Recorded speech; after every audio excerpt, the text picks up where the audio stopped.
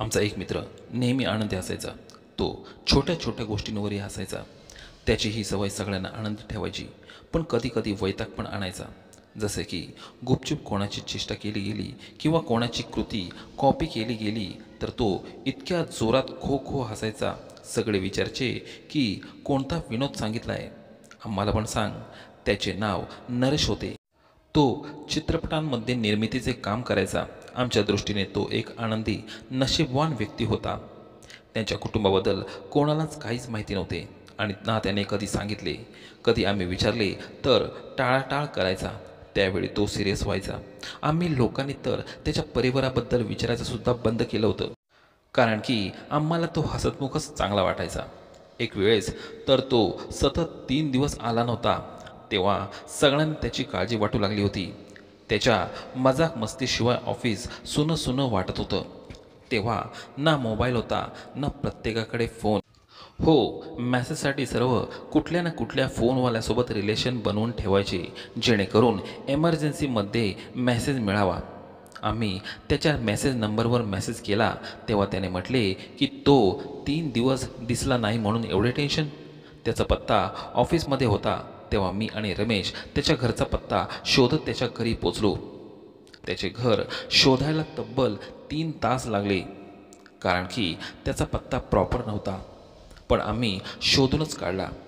तो चाळीतील एका छोट्याशा रूममध्ये राहत होता. तेव्हा जास्त करून लोक चाळीमध्येच राहायचे. बिल्डिंगमध्ये तर पैसेवाले लोक राहायचे.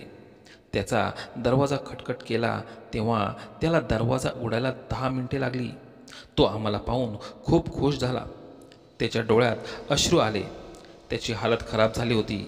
2 दिवस त्याने काहीच खाल्ले नव्हते. मी रमेशला दुकानात पाठवून दूध आणि ब्रेड मागवले. स्टोव चालू करून दूध गरम केले. त्याला ब्रेडसोबत खायला दिले. तेव्हा त्याने सांगितले की 3 दिवसांपासून त्याच्या पोटात दुखत आहे आणि त्याला डॉक्टरकडे जाण्याची हिंमतसुद्धा होत नव्हती. त्याची ही अवस्था पाहून आम्ही त्याच्या जवळच थांबलो. आम्ही तेथेच जेवण बनवले आणि खाऊन पिऊन झोपलो. रात्री त्याला खूप वेदना होत होत्या. तेव्हा आम्ही लोकांनी त्याला सरकारी हॉस्पिटलमध्ये घेऊन गेलो.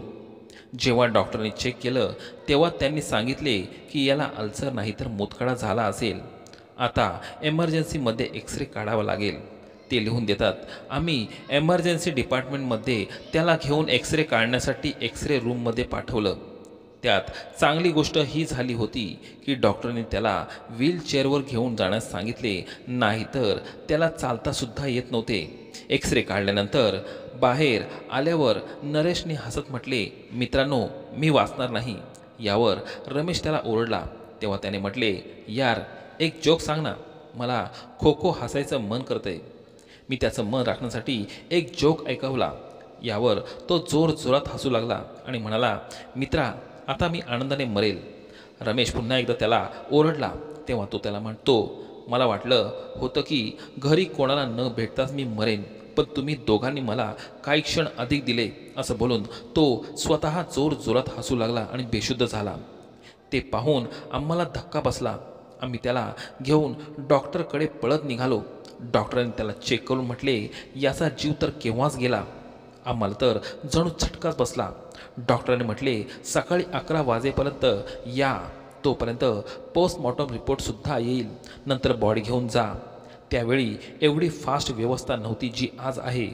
आम्ही दोघं रडत आपल्या प्रोड्युसरच्या घरी सकाळी 7 वाजता गेलो आणि त्याला उठून सर्व काही सांगितले. तेव्हा त्याने म्हटलं, टेन्शन घेऊ नका, जेवढे पैसे लागतील ते मी देईल.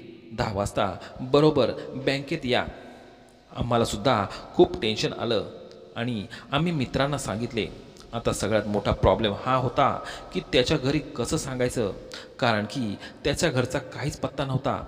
जे होते ते आम्हीच होतो.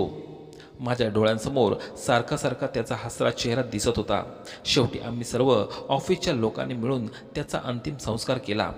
चितेला अग्नी एका ऑफिसमधल्या वयस्कर व्यक्तीने दिला. जेव्हा त्याची चिता जळत होती तेव्हा मला जोर जोरात हसण्याची इच्छा झाली, पण मी हसलो नाही. तो जोपर्यंत जगला तोपर्यंत मन मोकळेपणाने जगला. त्याच्या कुटुंबाचा काहीच पत्ता लागला नाही. त्याच्या अस्थिसुद्धा आम्ही समुद्रात विसर्जित केल्या. आजसुद्धा मला त्याचा खो खो हसणं विसरता येत नाही. तो जिथे असेल तिथे असाच खो खो हसत असेल.